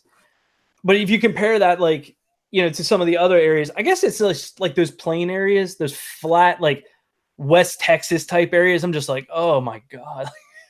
Like how, it's like the surface of the moon. Yeah, Texas can go on for what seems like forever. Well, if you drive on I-10, you spend 2 days in the damn thing. Yeah, And dude. that's nonstop. Kyle, yeah, Kyle's always in the dark. Just like Mike Train said, it was asked why you were in the dark, and Kyle's always a little bit in the dark. I'm Chico, from the dark side. Yeah, absolutely. Chico, Yes. you didn't have to mute yourself, buddy. The crickets are fine. So you know what it is? It's these dirty South crickets, man. That's what it is. Which, by the way, I always thought was hilarious. If you never noticed, the Jiminy Cricket was a grasshopper. Yeah. Unbelievably annoying. Yeah. Once I figured that out, I couldn't stop seeing it. I got a friend that I work with. I think sometimes we don't realize what we're talking about when we say the dirty South, Chico from the dirty South. I got a friend who at work who reminds me so much of Chico. He's built just exactly like you, Chico, and he's our courier at work, but his sideline job is he owns a limousine company. So he's always bringing in He's always plugging it, huh? He's got a Chrysler 300 stretch, and he's taken one of these city type buses, the mini buses that's built on the chassis of a van. It's got the big. He's turned that into a party bus. Yeah. And he was talking. I said, "Man, I don't see how you drive that thing in downtown Atlanta." And he said, "Man, you got your blinker on, and you have to take a wide turn, and people still want to zoom by you in that outside lane, and you knowing that you're going to have half of it taken up." And we were talking today, this afternoon, and he's like, I told him, I said, "Man, it's easy to understand how come so many people get shot down there." And he said, "Exactly, that's exactly right." And he don't shoot and he don't carry. If I had a limousine company, there's no way that I would carry paying customers, especially down there, Yep. without a firearm. Yep. Man, there was I was driving a couple weeks ago. I've been driving, like I said, Uber and Lyft on the weekends and during the evenings. And I normally stay out till the bars close around 2:30, 3 o'clock on the weekends on Friday and Saturday. And a couple Saturdays ago, for whatever reason, I came home at like 1:30, which is first time I've come home that early all summer. And at 2:30, there was a shooting in the exact spot where I usually hang out to pick up passengers. And 4 people were injured. 1 person died. It was over some nonsense. Who knows what it was about? But yeah, I would have been right there in the middle of it if I'd have been there. But I always have my Glock 43 with me, but Lord was looking out for me that night. Sir, yes, sir. Yeah, that stuff is always a little unsettling. How besides obviously that, how do you like doing that? Because they just recently brought Uber and Lyft and stuff like that here to Valdosta, and I know some people that have been getting involved in it, but I don't know anybody that's been successful at it yet. Man, it's been a huge blessing for me. I mean, you need to have something that's going to get good gas mileage because, you're paying for your own gas. So I've got like a Toyota Camry. And for me, I live in a college town, Auburn University. I live near there. And so we have college football games and stuff like that. So anytime there's a big event like that, you can make really good money. Whoa, little Chico. Hey, Carter. Hey, Carter, what you doing, buddy? Hello. You want the iPad? Yes. Go ahead and grab it. Go ahead on. Go ahead. Take it upstairs. Go ahead. See you. That's what I'm talking about, the dirty South 6-year-old little boy with a wife beater. Complete with mustard stain. And guns. Yeah. You want me to take it? Yeah. Told you he know how to get me, man. When he know I'm on these chats, he come down here with the iPad. I was using his iPad to read the side chat. Now I got to use my phone. Chico, tell him. I'm exactly opposite from all of y'all. I'm on my phone here and using my iPad to read the side chat. Chico, tell him Vanessa Kitty said hello. Yeah, I definitely will. Look. I don't know if y'all heard that door close. He got that iPad and I unlocked it for him. He was like, "See you, Daddy." I'm not here to talk to you, Dad. I got business to take care of. Right. Tim said he loved Carter's glasses. I wonder why. Who did? PC, the Emperor. Oh yeah. He wear those glasses, man. He's got the same glasses, I think. Yeah. He couldn't see, man, and me being a parent, I was like, you know what, my son's gonna have great eyes. I've got good eyes, and he'd be like this, in school. I'm like, what's wrong with you? And I took him to the eye doctor, and they was like, yeah, he needs glasses. I'm like, golly, just another expense. Glasses. So, but if it helps him out, I'm all for it, man. Both of mine wear glasses. My favorite glasses story of all time was Ronald Reagan. Goes through, all of primary school, whatever he ends up goes into college, loves sports, but he's not very good at it and all this stuff. And I think he was getting ready to graduate college or something. And somebody said something to him about they passed him a piece of paper up in an announcing booth. And, and they were like, what are you doing? He's like, what are you talking about? And somebody brought up, it's like, you can't read that? And he went into and he was damn near blind as a bat. Like he couldn't see hardly anything. And he'd been like that his life and never noticed. It's like all of a sudden now, now he can catch a ball and he's like, hey, I'm good at sports again. That'd be rough. So Yeah. y'all met Carter, Chico's little boy. You met Nathan, Bryant's youngest. Y'all probably saw my little granddaughter running around here, and the grandboy was running around here too. He left earlier. Y'all probably saw me wave by at him. But Bryant, you have 5, and Loads of Bacon has 6. Is that right? I Am think I that's correct? right. He's got a parcel. Baker's dozen. Something like that. Well, Bryant's got a basketball team. Bacon's got a basketball team and one on the bench. Yeah, So injured reserve. yeah, Oh my! You know what? I'm sure that most of these guys in the side chat, but some of these people aren't on the side. I've got to read this just because this is too funny. Thomas Pickering says one of my friends worked for an eyeglass manufacturer. He fell into the lens making machine and made a spectacle of himself. Oh God! Here we go with the dad jokes. Oh, that's too good. That is just. I'm sorry. I love jokes like that. I can't help it. well, that's an example of a joke that y'all would tell that your dad told y'all. I could probably tell you a couple that. Well, let me tell you this one. My dad told me is the earliest joke I can remember from my dad, except for the obvious ones that we won't go into. But there was a little boy sitting on the sidewalk. He's a second grader, and he had some acid, and he was had it in a eyedropper bottle like this right here, and he was taking the dropper and dropping it on the sidewalk and watching it fizz up, and then how the sidewalk would be just white clean when it stopped fuzzing.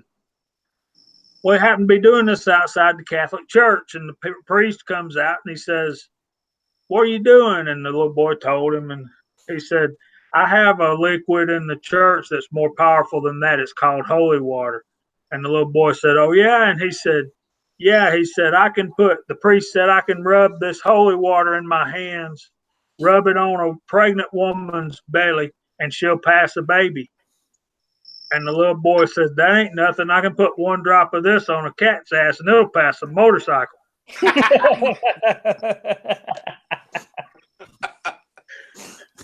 All right, here's a stupid one. Did you hear about the duck that went into the pharmacy? Uh-oh. No. He walked in and said, "Do y'all have any chapstick?" And the pharmacist said, "Yeah, we've got chapstick." He says, "Well, I need some chapstick and put it on my bill." Oh man, that's where the crickets really come in handy. Now, see, that's the typical dad joke, and that's the one I wanted to contradict my dad's jokes from your dad's jokes. Put it on my bill. Let's see. Did you hear about the dad shark and the baby shark? There's more. Okay, so the baby shark goes to the dad shark and says, "I want to learn how to hunt humans." And he goes, "Well, son, it's not that hard. You just go out and you find where they're swimming, and then you start circling around." He goes, "Well, I understand the go find where they're swimming, but and the circling around, to get them, corralled up." He said, "But you got to do it for like 5 minutes. Swim around them for 5 minutes." And the son goes, "Well, okay, I understand the go find them and swim around them and corral them, but why do you have to do it for 5 minutes?" And he said, "Son, they taste a lot better when they're not full of crap." Ooh. Yep. Any other? That. So, Brian, being that you're not actually actively reloading, are you actively still shooting at least? Good question. A little bit, not as much as I'd like, not as much as I used to. I run a 22 precision match out at the range every third Saturday, and I get to shoot that sometimes. And then my kids shoot in the 4-H club. They do that a lot. I'm actually not able to participate. I used to be an instructor with the 4-H club, and since I've got the new job, I haven't been able to continue that. But the club's kept going, and they're still doing that. I've been shooting a lot of archery lately. I just got a new bow, and I'm getting ready for bow season for deer here in Alabama. Looking forward to that. I used to be real big into archery, and I actually sold my bow out of Matthews Legacy. I sold it back around 2012 during the panic, sold it to buy my barrel for my AR-15, and with the intention to one day replace it and upgrade, and just now finally getting around to doing that. So I've been shooting a lot of archery. Yeah, have you considered? Yeah, that's awesome. Have you considered actually videoing those 22 matches? I know another guy, 243 Outdoors. I don't know if you know Josh. He's been kind of messing with some 22 matches and stuff like that. It's really interesting. Like I actually just came up with this match. Like Alan, the guy that owns the range, had been wanting to set up some sort of 22 match that anybody could come and participate in. Older shooters, younger shooters. Buddy, you need to go play. You're distracting me. Go play. Experienced shooters, beginning shooters, anybody could come and participate in, and with just basic equipment. Go play, buddy. So we came up with this 22 precision match, and it's actually worked out really good. It's all from a bench, so it's all bench rest shooting. You can have the front of the gun supported by a sandbag or bipod. The rear of the gun, you have to support yourself. You can't have it touching the bench in any way. You can have your hand on the bench with the gun on top of it, but you can't let the gun touch the bench. So you're supporting the rear of the gun. It's all 22 long rifle, and we shoot at 4 distances: 40, 60, 80, and 100 yards. It's a 100-shot match, and you shoot 20 shots at each distance on paper. 10 shots slow fire, 10 shots rapid fire. The 10-shot slow fire are 10 shots in 5 minutes. The 10 shots rapid fire are 2 strings of 5 in 30 seconds each. And so each of the paper targets, you get 2 of them at each distance, one for rapid, one for slow fire. And it's just a round circle. The 40-yard one is like the size of a $50. And then like they get progressively bigger. The 100-yard one is about the size of a skeet or a clay pigeon. So it's either a hit for a point or it's a miss for 0. And then you got a bonus target at each of the 4 distances. At 40 yards, we split a playing card. You stick a playing card in the cardboard. You have to split it. And at 60 yards, you shoot a little dum-dum sucker. You have to break the candy on. It's about the size of a dime. At 80 yards, we shoot a quarter. At 100 yards, we shoot a golf ball. And each of the bonus targets is worth 5 points each. So you got 80 shots on paper worth 1 point each for a total of 80 points. And then 4 shots worth 5 points each for a total of 100 shots or 100 points possible score. And this past month, we had our first shooter score a perfect 100 for the first time. And there's about 8 or 9 guys that come out every month and shoot that, and it's a lot of fun. We've been really enjoying it. But, yeah, we just made it up. Josh, I'm sorry. Sounds pretty fun to me. It is. It is. Josh's really gotta, thing is quite similar to that, and they do the different distances, and I think there's different times, but they have different shooting positions. Like they have there's like a tank trap involved, and there's under, and then there's up, and then there's standing and prone. It's some of this 22 stuff, man, is really, I think, underrated. Because you really got to know your dope. Like you've got to have your 0 really dialed in, and you got to know exactly what your dope is for each of the distances. If you don't know that, you're going to be struggling. I'll definitely look into that because I enjoy shooting my 222s, but I've never shot them in any kind. I haven't done any competition shooting, but I enjoy shooting it at long distance when I go to an outdoor range. So somebody was telling me about the Apple. What is it? The Apple seed. Yeah, it was like you should look into that. I was like, oh, okay. So I looked it up. It was like it seemed pretty intense or pretty intensive, rather.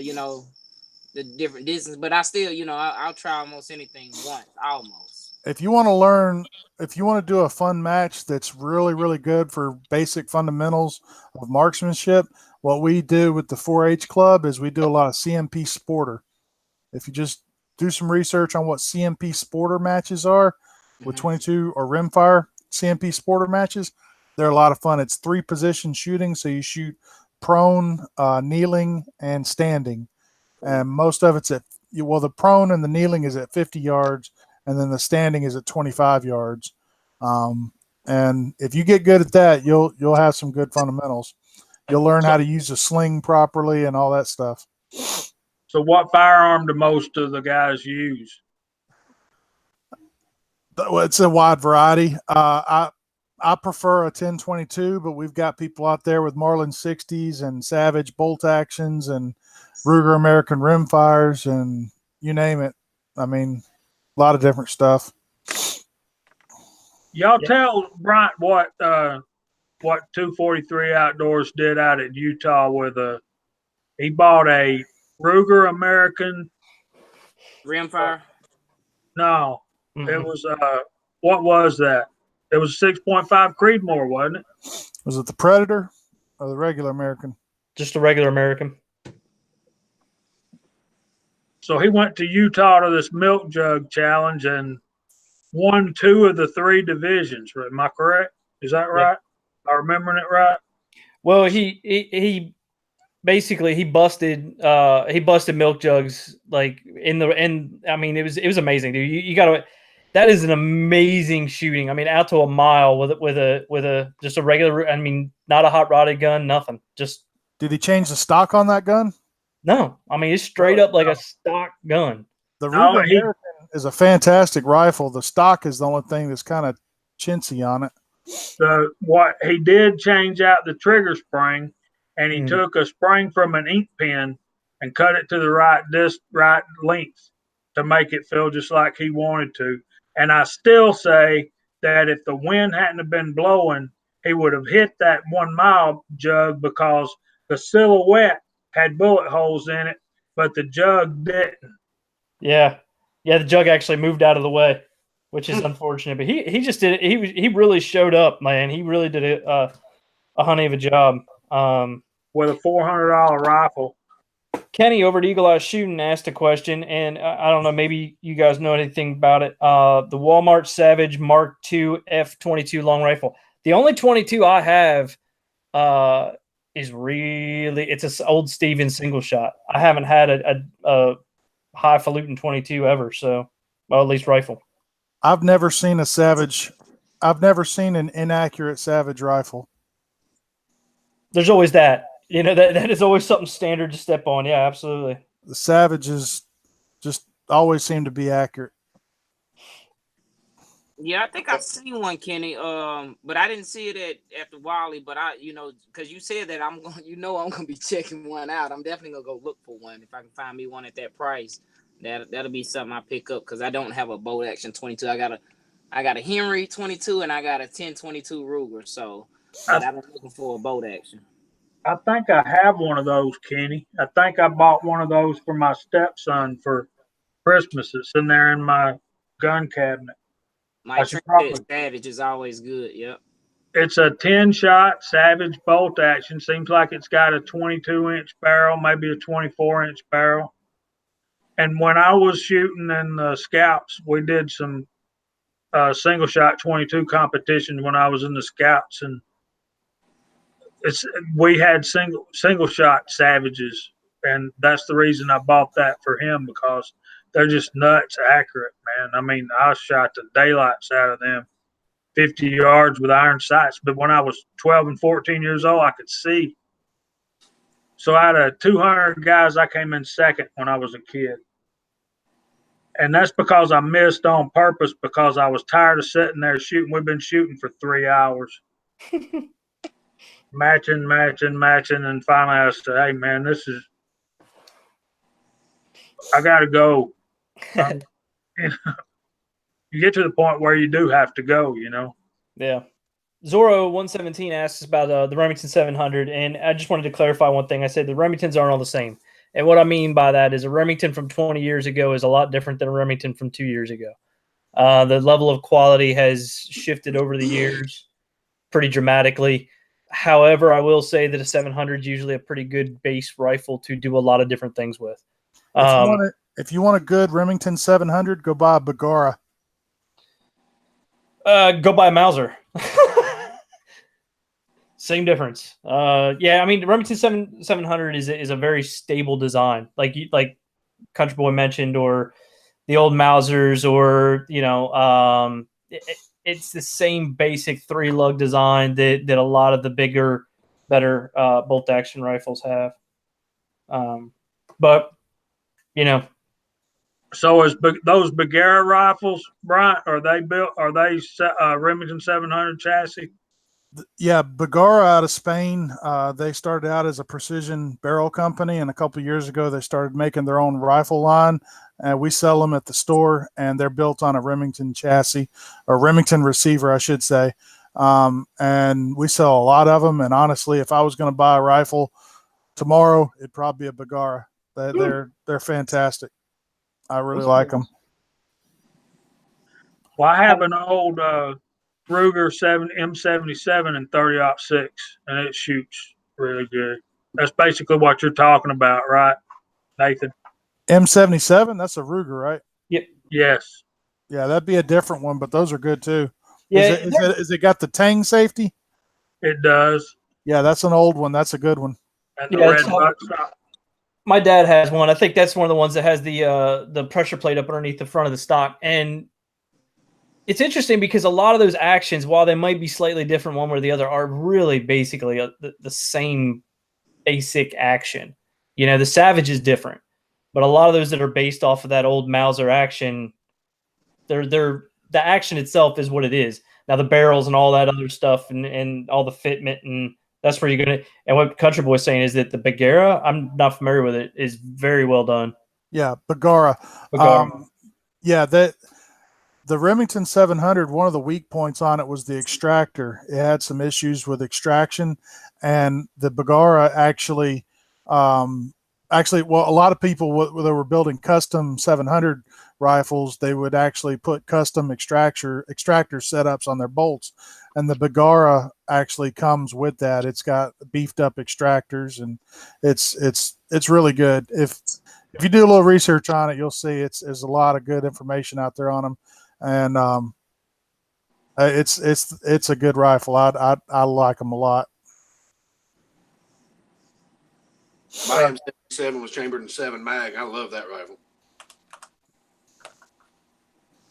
7 mag's a lot of rifle. Yeah, it is.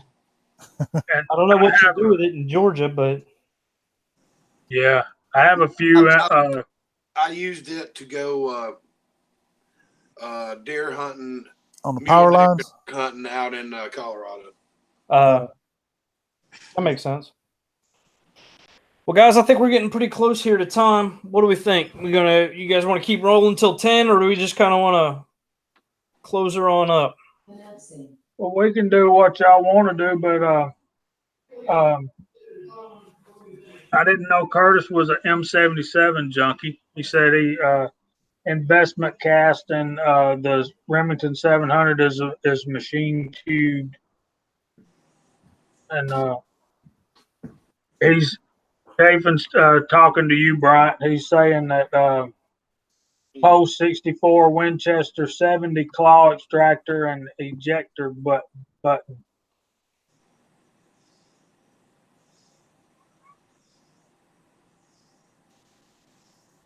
He's going to surprise you about what he knows, man. He just keeps pulling it out, man. I love talking to him, and that's why I'm looking forward to having him on here in the next few weeks after. See, his son is in the band, and I was in the band when I was in school, so he needs to be with his son on Friday nights, and that's cool. So we'll wait patiently till he gets done with all that. And oh, absolutely. And he knows he's got an invitation. But since we're winding things down, I want to say thanks to Bryant for coming on, and you was making me nervous there, buddy. And I thought you weren't going to come, and then you showed up, and I was relieved. So Was I late? a little bit, but that's all right. What did you said it? I thought you said it started at 8. Did you mean 8 Eastern time? Yes. I'm Well, on Central time. We're not gonna zone it in Greenland. My bad, guys. I thought I was early. I thought I was like a half hour early. Country boy, this is the Georgia Shooters Connection.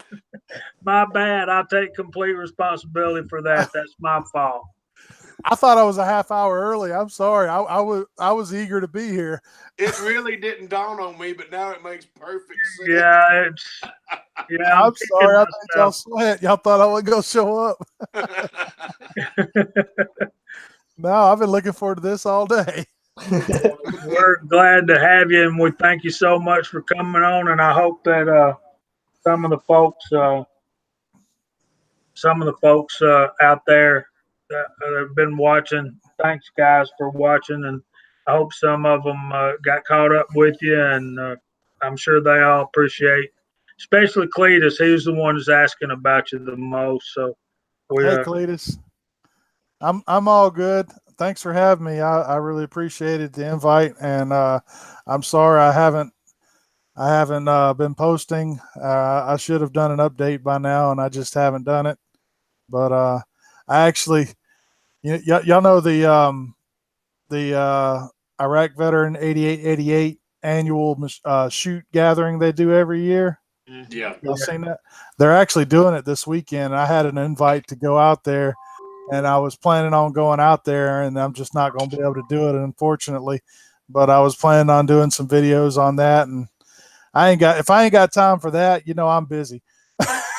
Word. That's yeah, I'm with you on that, man. If you ain't got time to go to a group shoot like that, you're too busy. What's Iraqi Vet up to? Like 2 million subscribers now? Oh yeah, he's up there. He's doing it full time. I got to meet him one time. I went to Moss Pawn and Gun one time. Got to meet him, and actually I met him several times. I went to the store and I got to meet him, and I met Barry. I actually took a Mosin, or not a Mosin, but a 7.62 by 51R or 54R spam can lid that I'd opened up, and I took the lid up there and got him and Barry and everybody, Chad, to all sign it. And I got to meet them. They're real good guys. Got to meet Barry before he passed away. Went to a couple of machine gun shoots with them up in Piedmont, Alabama. Also, they're real good guys. But yeah, I wanted to go this weekend. This is the first year I actually got an invite, and I'm not even going to be able to go. That's a tight shop there, Moss, ain't it? Not a lot of room in there to move around. No, it's not very big. They got a lot of guns packed in there, though. They do. They got a lot of stuff packed in there. Last time I went in there, I mean, people were parked everywhere. The place stays busy, and then you pack your way in there like sardines, and you're trying to look around. But it is, like you said, there's a lot of stuff packed in there. That's for sure. They got a good supply of reloading stuff. But yep. That's like Cherokee over in Canton. But Bryant, when you're in Piedmont, Alabama, you're not far from me. You're probably 50 miles from me. You ever heard of a machine gun shoot in Piedmont, Alabama? No. Well, they have one out there about once a year. It's kind of a invite only type thing. I've got some that if you go back in my channel, look at the old machine gun videos where I shot like a mini gun and some other a 50 cal. Luke shot a 50 cal. That was all at the Piedmont machine gun shoot. Well, I think I'll just ride around and go through drive-through restaurants and ask them where it's at. Hell, Jamie, you ought to be close enough to hear the damn thing. Bryant gets what I'm talking about. Yeah. I just now got it. Nobody got that joke. It ought to be easier to find than a turkey shoot. No, nobody got that joke. I made that video. I thought it was the funniest thing ever, and I don't think anybody got it. It was the now that you mention it, yes, yeah. the Antifa revolution or whatever was set for the November 22nd, and there was a turkey shoot locally that I just happened to drive by and saw a sign for on the same day. So I made kind of a spoof video making fun of it.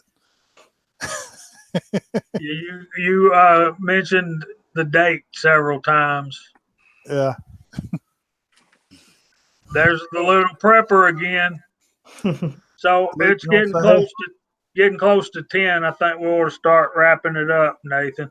Yep, absolutely. But you know, guys, we've had up to 22, 23 viewers. We've had a lot of people cycle in and out. Armored Axis, I appreciate you coming out. Curtis has been with us almost the whole night, I think. Mike Treen's going to head out of here. Big Al, I appreciate you coming back to us, brother, even though I think we're going to bounce on you here. Cranky Cletus has been with us pretty much the whole time. Guys, I really appreciate everybody coming out. It's a joy getting to talk with you. Tim, we don't get to talk nearly enough. And Eagle Eye, I'm glad to see you, brother. Bryant from Country Boy Prepper, I'm glad you came. It's been nice hearing from you, nice getting to meet you. And for some people that may find this video, this is kind of a little bit of an update of where you've been and what you've been up to. I don't know, maybe we could figure out something if you wanted to cross post it so that, you don't have to make another video. But I need to do something separate. Yeah. My computer's also crapped out. I mean, that's a whole nother thing. He don't want to put this shit on his channel. Yeah, fair enough. That makes sense. He's got like a professional channel. No, that's not what 40,000 viewers. This is not of that nature. So, no, I just needed. No, that's not what I meant. I don't even have 1980s model lampshade. I mean, gee. Come on, now, that's a pimp lamp, and you know it is. That lamp has character. Pimping. All right, guys. Well, everybody say night. I appreciate everybody coming out. It's been a pretty awesome live chat. So we'll be back next week. Same bat time, same bat channel. So everybody have a good night, and we'll close her on up. Yes, sir, guys. In the side chat, thanks for showing up for our special guest. It's always an honor being on these chats, interacting with the side chat and my panel members and any special guests we have. So thanks for tuning in. Thanks for all the questions and the comments in the side. And Country Boy Prepper, it's been an honor being on here with you, asking you a few questions, picking your brain a little bit. So thanks for joining us, brother. Thank you. Yes, sir. I'll go next. Brian, it was a pleasure meeting you, and thank you so much for showing up. And now it really makes a lot of sense why you were 30 minutes late. Oh, that was funny right there. That was. Looking forward to some more videos from you and all that. And none of you guys hang up yet. Cool. Tell me what to do. So again, Brian, thanks for first of all, thanks for answering my phone call when I called you up, and I appreciate it. I appreciate you being on here. I hope we've shed some light on some questions for our viewers. I'm going to be doing 35 Remington Load 6. They've been loaded up for about 3 weeks now, and I haven't made it to the range, but I'll be shooting those and filming a video about that this next week. But over the weekend, I hope to be doing my Taco Apocalypse video to get it in before the 14th when Taco cuts off the entries. Any of y'all guys out there that don't know that, check out Taco's video about that and try to hurry and get an entry in. He's got some awful nice prizes.